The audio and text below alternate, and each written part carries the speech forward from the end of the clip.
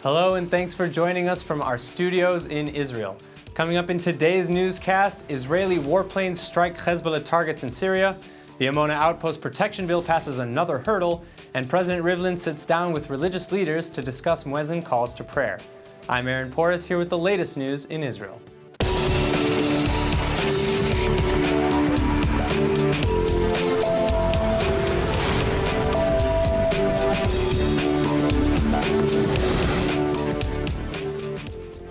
Just days after the IAF reportedly hit ISIS fighters over the Syrian border, new accounts from last night placed the Israeli Air Force a little deeper into enemy territory. According to Arabic media, Israeli planes hit a Hezbollah weapons convoy near Damascus overnight. The IAF warplanes who reportedly fired from Lebanese airspace also hit an army compound in the Syrian capital. The weapons convoy was traveling on the road between Damascus and Beirut. Israeli officials neither immediately confirmed nor denied news of the purported attacks, but other news agencies say that 4 large explosions could be heard in the Syrian capital. Hezbollah has thousands of fighters in Syria in support of the Assad regime. In April, Prime Minister Netanyahu confirmed that Israel has carried out dozens of strikes against Hezbollah operations in Syria in order to prevent them from obtaining any game-changing weapons. The Syrian government confirmed the airstrike, though the officials continued to report that there were no injuries, and rather they accuse Israel of trying to divert attention from the Assad regime's military successes against rebel factions. The statement in the official Syrian news agency said that the Israeli enemy launched 2 rockets on the Damascus countryside. They then confirmed that the rockets were fired from inside Lebanese airspace. The Syrians made no reference to the reported Israeli airstrike on the Hezbollah convoy en route to Beirut. The controversial regulation law that would prevent the demolition of the Amona settlement outpost next month has just passed a key hurdle in the Knesset. By a vote of 8-6, the Knesset Constitution, Law, and Justice Committee approved the bill, paving the way for a second and third reading next week in the Knesset. The regulation law was crafted in response to demolition orders issued by the Israeli High Court against the illegal West Bank outpost. The bill would protect all Jewish communities in Judea and Samaria from claims of ownership by absentee Palestinian landlords. If passed, the regulation law would grant compensation to Palestinian landowners at a rate of 125% of the value of their property. Even though many Israelis have been complaining about the noise from Arab mosque loudspeakers, the Jewish state's president isn't supporting proposed legislation to lower the volume. Instead, President Rivlin says that he has something far better in mind.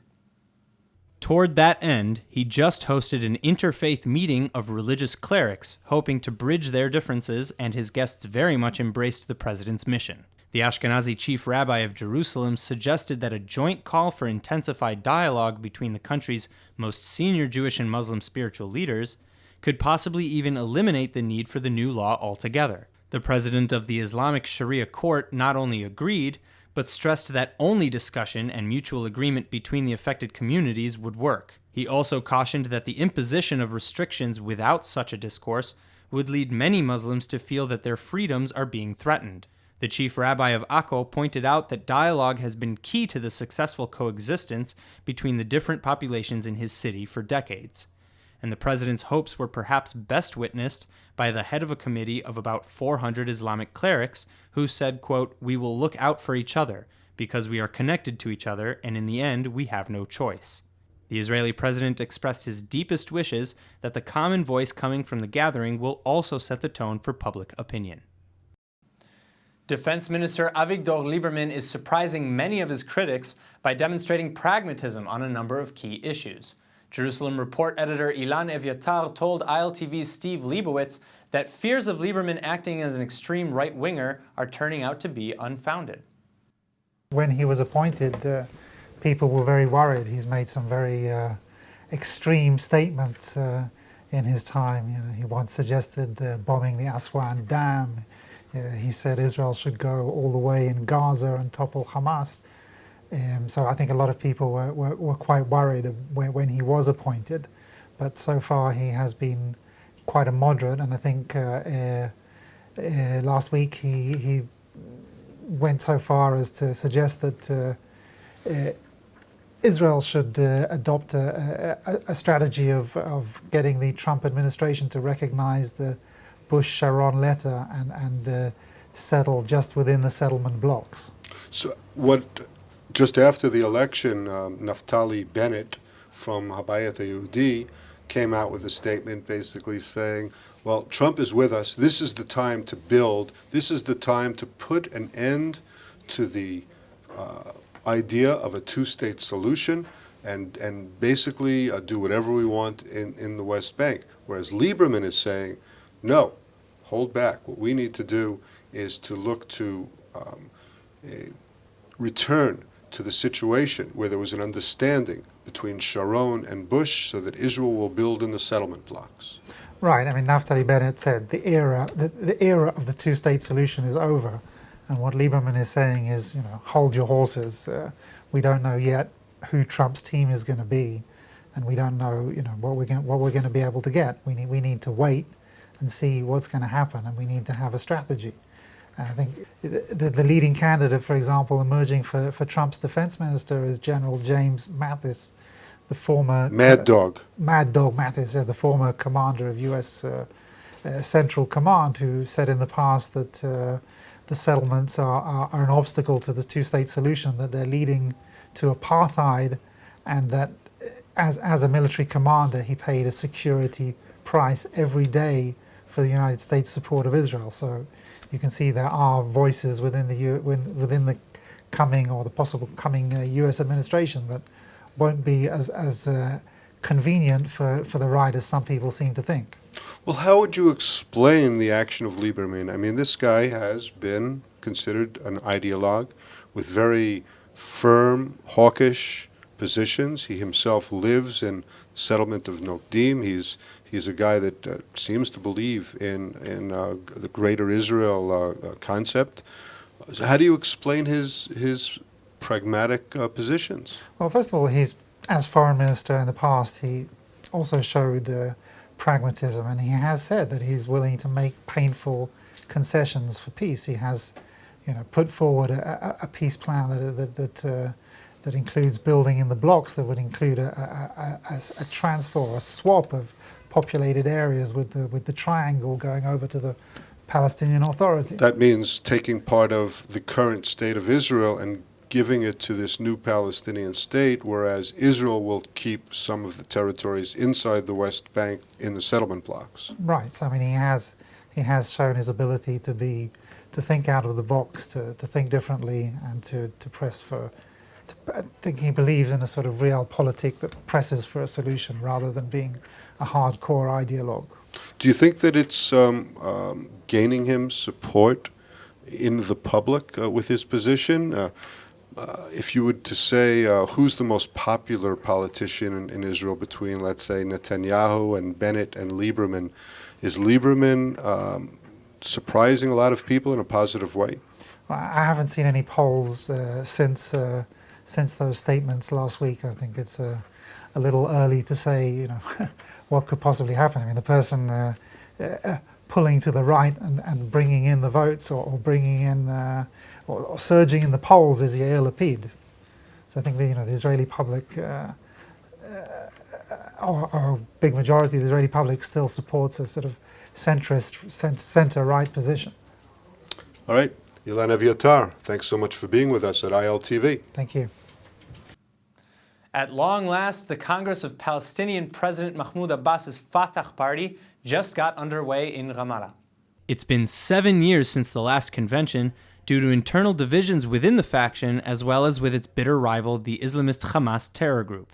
Some 1,322 delegates came from the Arab territories, including Gaza, and there are also about 60 representatives from 24 countries, including Jordan, Syria, and Lebanon. During the 5-day meeting, they will elect the movement's top 2 leadership bodies, called the Central Committee and the Revolutionary Council. The delegates re-elected Abbas as party leader, and it's also thought that they may even nominate a deputy to serve under him for the first time. That appointee is likely to be considered a presidential successor for the 81-year-old, whose 4-year term in office expired in 2011. Critics of the PA boss were banned from attending and thus have vowed not to honor the outcome. The meeting comes at a challenging time for the Palestinians, as Donald Trump's election as the next U.S. president is widely viewed as a boost for continued Israeli building on land that they claim for their future state. After listening to an imam sing verses from the Quran, Abbas made it clear that his people refuse to relinquish their aspirations. أنتم اليوم وفي هذه اللحظات التاريخية تعيشون كتابة الحاضر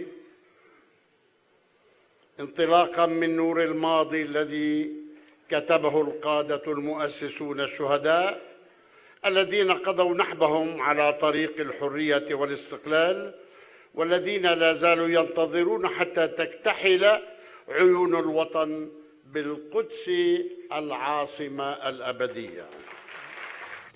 A proposed bill to put the Western Wall under jurisdiction of the rabbinical courts and chief rabbinate of Israel is causing major backlash among the Israeli population.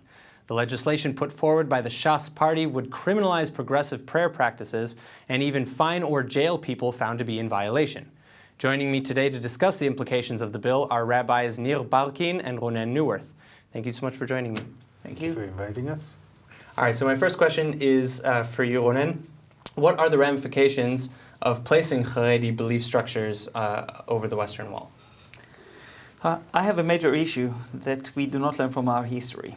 About 2,000 years ago, this place was destroyed, and that's why we have only the Western Wall and not the entire building, because of baseless hatred, because of Jews hating each other, fighting with each other, Jews from different opinions, different outlooks, different denominations or streams. And we repeat the very same mistake. By the way, from both sides. From both vocal sides. It can be from Haredi, from the left side. Instead of speaking, instead of talking, instead of trying to negotiate, and we had a compromise, we keep fighting. And I see this as something destructive for the future of Jewish people, especially that place. The place of the Western Wall should be a place of unity, a place where each and every Jew can daven, each and every Jew can pray and find the way to connect to God through the place which belongs to each and every Jew. And by the way, I think that in general, any legislation that is preventing someone from praying is something which is anti-democratic. Even the fact that Jews cannot pray on Har HaBayit, on the Temple Mount, it's a place that also belongs. Every other person from whatever religion that goes up to the Temple Mount can pray, and Jews cannot pray in that place, which is an absurd. That's a halachic issue also. There are places where you can go up on the Temple Mount. The reason it's because of the laws of the police and the Waqf. People cannot carry any prayer. It's illegal to carry prayer on the Temple Mount. I think in general, regardless of the political outlook, especially a place like this, it's supposed to be a place that each and every Jew, each and every person can pray with respect, without fighting with each other. And that's, I think, the biggest issue, that we are repeating the very same mistakes of the past. So, Rabbi Barkin, how would you respond to that? Well, I think that the law will not pass at the end. This is another attempt of the Shas party to show its power and try to fight within the government itself about issues which are important for them, as we heard from the rabbi right now. It's important for them and only for them. It's not looking at the entire population of Israel and the entire Jewish world and their connection and interest within the Western Wall. I agree with the rabbi that we have to learn from the past, and we have to make sure that the lesson that has been told to us 2,000 years ago is well taken. I think that the compromise agreement that we reached about a year plus ago is something which learned from the past, and apparently the Haredi parties are not following it. So I want to touch on that in a little bit, but first, this issue is extremely important to freedom of expression, as we've stated earlier, both in and outside of Israel. So, passing this legislation would surely drive a wedge between Israel as, a government, as a monolith, if you were kind of to group Israel into one thing, and world Jews. What do you expect the aftermath to be should this law be approved? Well, if I may answer first, the aftermath will be, or already happening, as we know from our 1.8 million liberal Jews around the world who are already vocalized about the fact that they feel disconnected with the State of Israel because of the actions of the government. And this is something which cannot happen. We cannot create a disperse and a split between Jews who live in various places around the world. The State of Israel is not just the state of the Israelis. The State of Israel is the state of the Jewish people around the world as well. And therefore we have to make sure that the split doesn't happen. And they feel very uncomfortable. As the director of diaspora affairs in the reform movement, I can report firsthand of the tension and the discomfort, and even more than that, that comes from overseas communities. Have you been getting a lot of feedback? We're getting a few feedbacks every day about this issue, and then the question is, why are they indifferent about what's happening in the state of Israel? Well, if we are pushing them away, it stands for itself why at the end of the day they're feeling unconnected and indifferent about it. Rabbi Neuwirth? So to begin with, I'm an Orthodox rabbi. I believe in the Orthodox halacha and tradition, which I believe is crucial for the existence of the Jewish people, for the future of the Jewish people.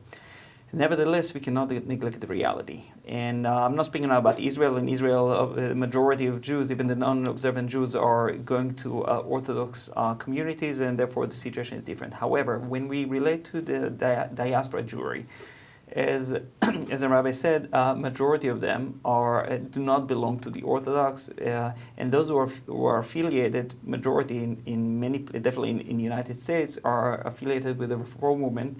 And it has been proven in the Pew report and other reports that if you belong to any denomination whatsoever, the chances of assimilation are lower than if you're completely unaffiliated.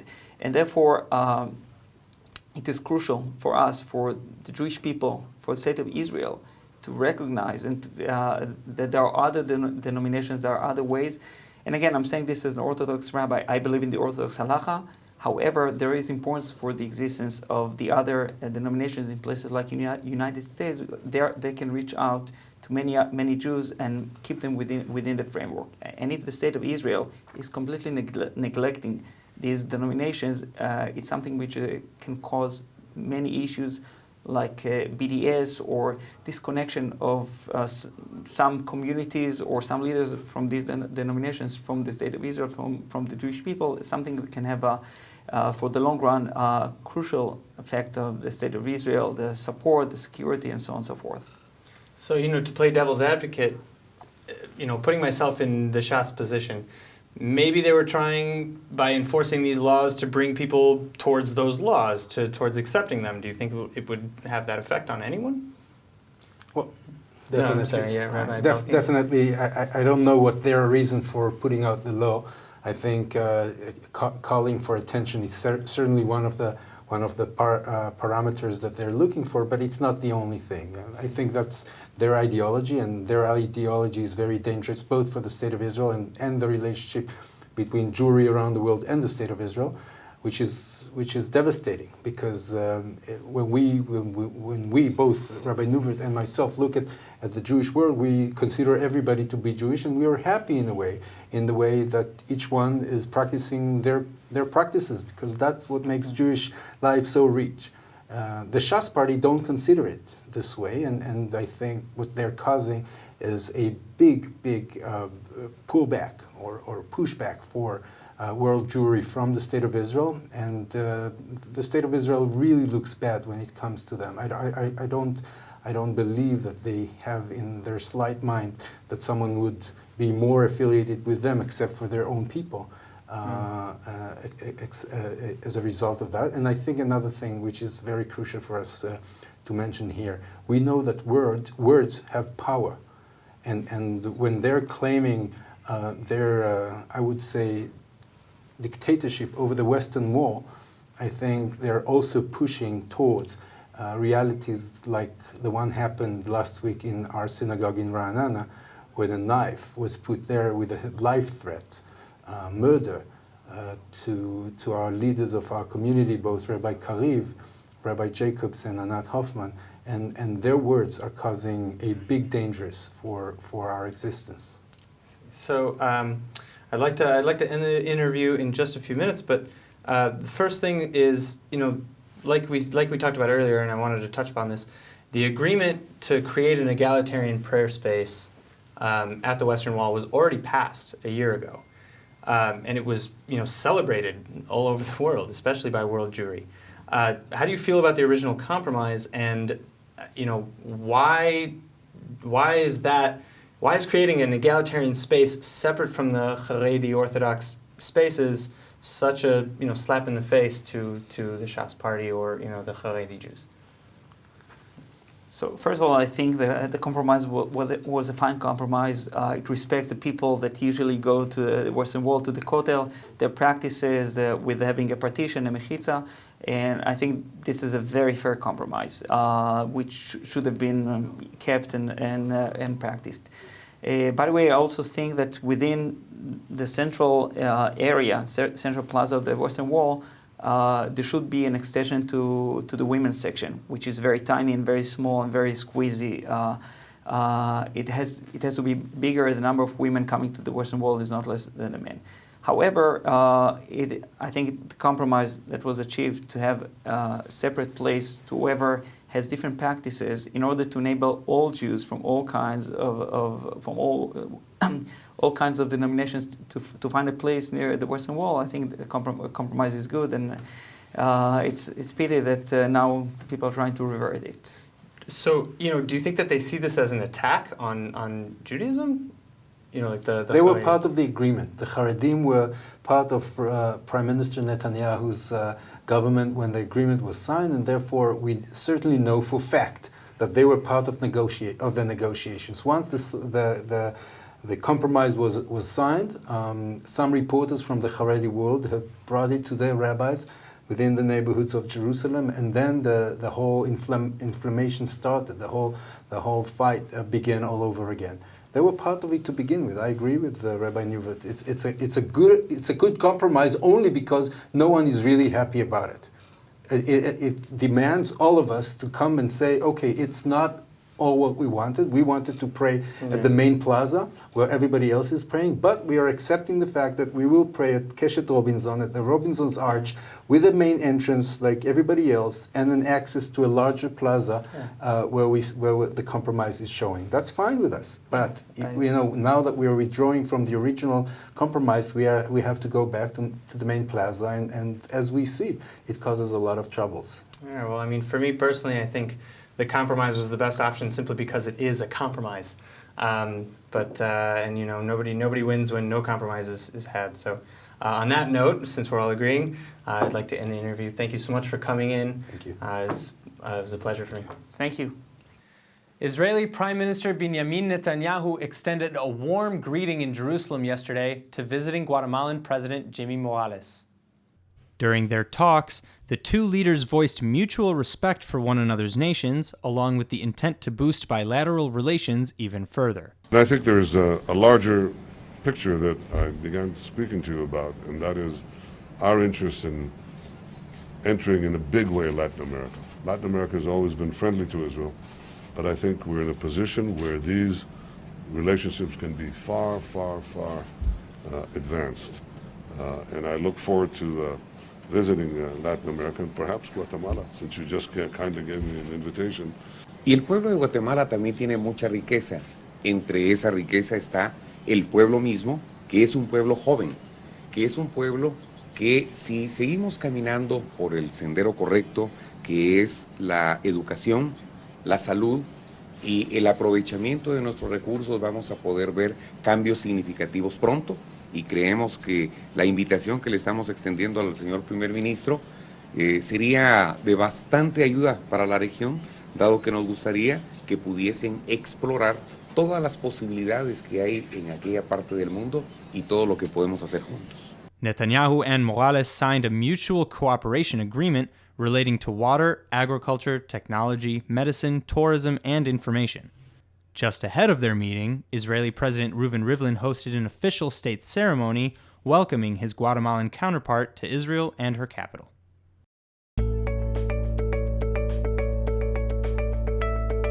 Masa Israel is home to the widest variety of immersive international experiences for Jewish young adults 18 to 30.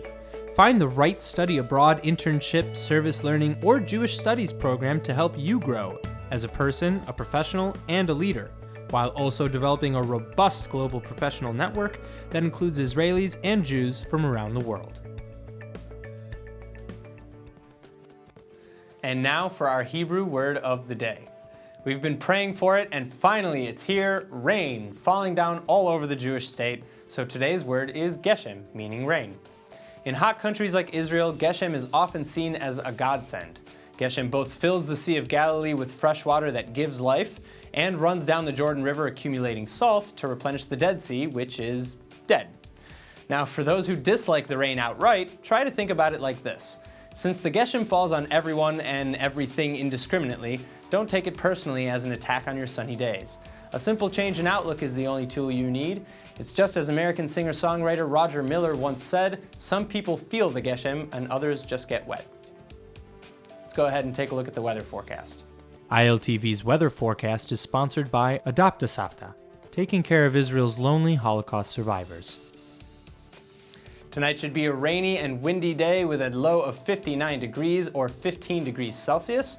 Tomorrow you can expect more occasional thunderstorms and a sharp drop in temperatures to a high of 62 or 17 degrees Celsius. All right, everybody, that's it for today's news. Today's exchange rate is 3.83 shekels to the American dollar.